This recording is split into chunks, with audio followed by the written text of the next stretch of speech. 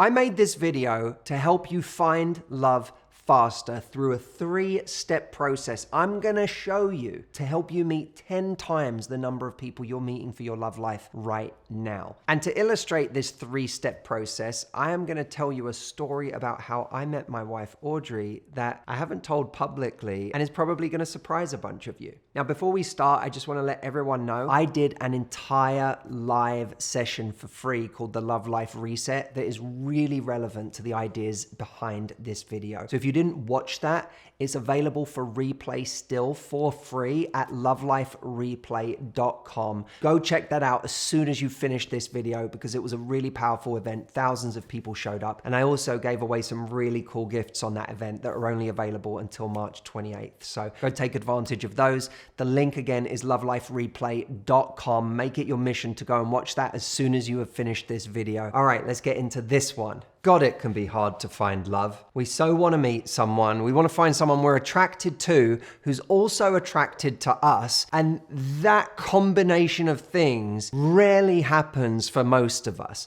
Which is why I think we keep going back to the wrong people. Or it's at least one of the big reasons we keep going back to the wrong people, because it feels like, well, when is lightning ever gonna strike like that again for me, where I find someone that I'm really attracted to who actually thinks the same about me? By the way, if you use what I'm about to tell you in this video, you don't ever need to use a dating app in your life if you don't want to. I don't have anything against dating apps, but I know so many people are like, how can I just meet a person in real life? I have burnout from being on the apps. I just want to go out and meet someone the old-fashioned way. This video will show you how to do that. So what happened here? And why is it so relevant to you in your love life? Firstly, I have always believed that in order for us to find love, atoms just need to collide. That's how I think of it.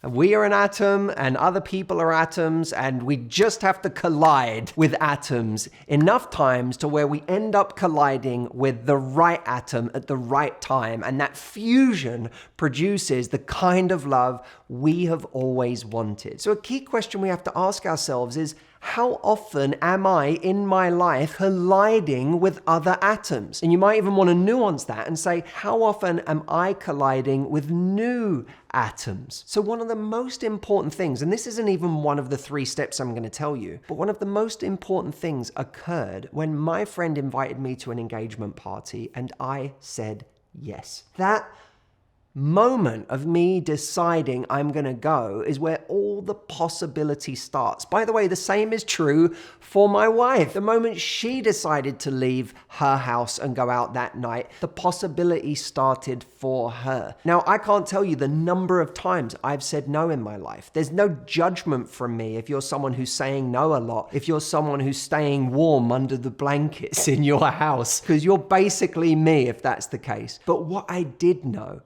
is that if I didn't say yes enough times in my life, I was radically hurting my chances of things happening. So I went to the party. But when I was there, 3 specific things happened. And here's the really crazy part. I have been talking about these 3 specific things for about 16 years. I had already been talking about them for a decade before I even met my wife. But how I met my wife couldn't have been more proof of the validity of these 3 things. Now, the first one is eye contact. One of the big mistakes that people make is not only not making eye contact at all, which we can't do if we are being too shy, if we're only ever talking to or looking at the people that we're comfortable with already or know already, or, and this is extremely relevant today, we're just looking down at our phone. You look at any coffee shop right now, any person in line, and the chances are what they are doing is looking down at their phone. Nothing can happen when we're doing that. We have to have our eyes up and in the room. But when we have our eyes up and in the room, the other part people miss is making eye contact multiple times. We're worried that if we make eye contact too much, it's going to signal too much, or we just overestimate how much our eye contact is obvious to somebody else. I know so many women who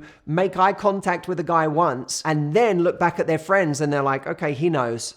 He doesn't know. Or if he does know, that one piece of eye contact isn't necessarily going to make him brave enough to come over and do something. But making eye contact multiple times over several minutes may just give someone the bravery they need to come over and talk to you. Now, that doesn't guarantee that they will. In my case, me and my wife were looking at each other that night, but I hadn't gone over there yet. We just kept making eye contact. So that's where step 2 comes in. You get proximity to the person you want to talk to. In other words, you just get close to them. Now, I was watching the boxing, and that became a great excuse for Audrey to come over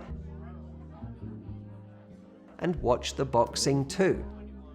In that moment, and again, I can guarantee you at some point I would have found a way to get close to her, but she took the opportunity while I was watching the boxing to come and show interest in the same thing that I was looking at, but getting closer at the same time. Now again, remember, when you get close to someone, it gives someone an opportunity to be brave by making it easier for them to be brave. It's far easier for someone to turn their head and say something to us than it is for them to walk across the room and risk being rejected, at which point they have to come all the way back to where they came from and feel embarrassed that they ever took the risk in the first place. So getting close to someone makes it much easier for them to take the risk. And you'll sense a theme here. We want to make it easy for someone to take the risk. So this is where step 3 comes in if someone hasn't spoken to you yet. Remember, step 1 was eye contact, and not once, but multiple times. Step 2 was get proximity to the person.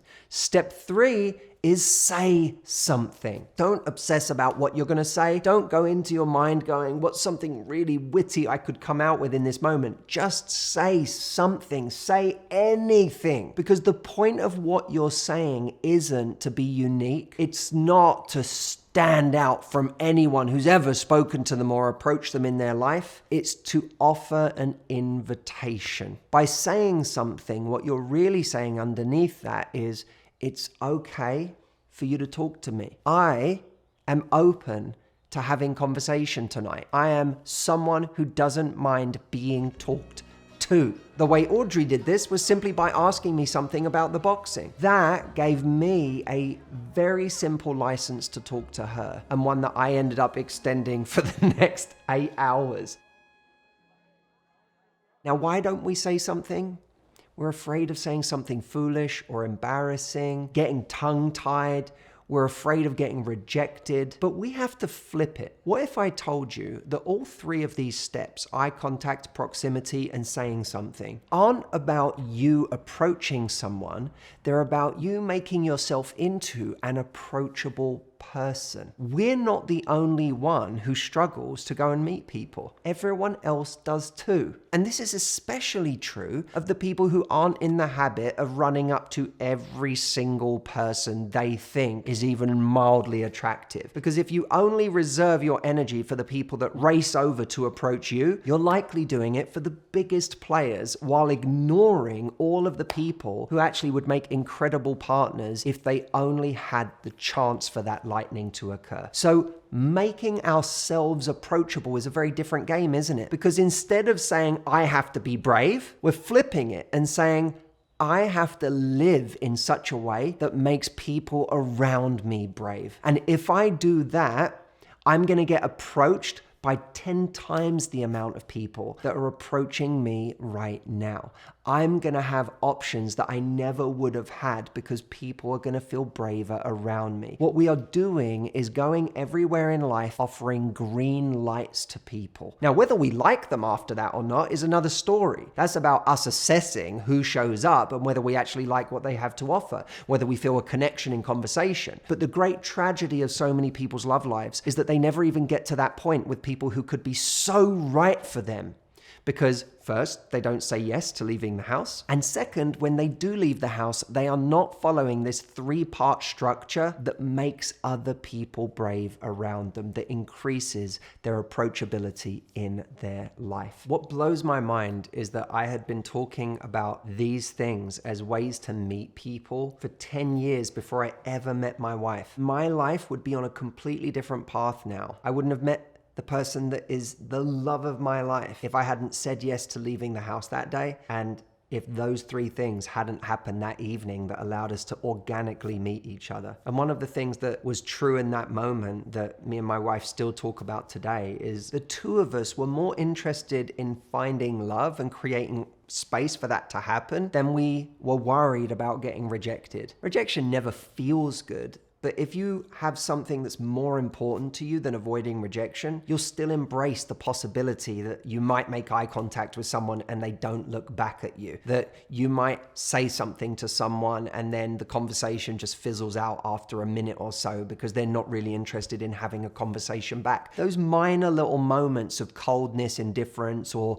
even rejection, you have to be in the mindset of, I care more about finding love than I do about avoiding those kinds of awkward moments. The good news is, bravery is a team sport when it comes to love. You don't need to be the only one being brave. You have to be a little bit brave, and you also have to act in a way that makes someone else a little bit brave. Just brave enough that they do something with you instead of nothing.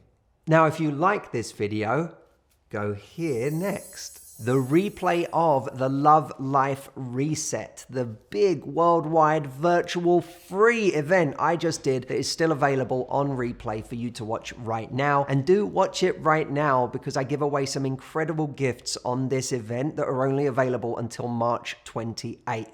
So go check it out. I can't wait for you to see this. So many thousands of people watched it live and the feedback was absolutely stunning. People feeling more optimistic about their love lives again. People feeling like they've got a fresh approach to going and finding love that they hadn't thought about before. Go check it out. lovelifereplay.com is the link and I'll see you over there. Thank you as always for watching this video. I'll see you next time. Be well and love life.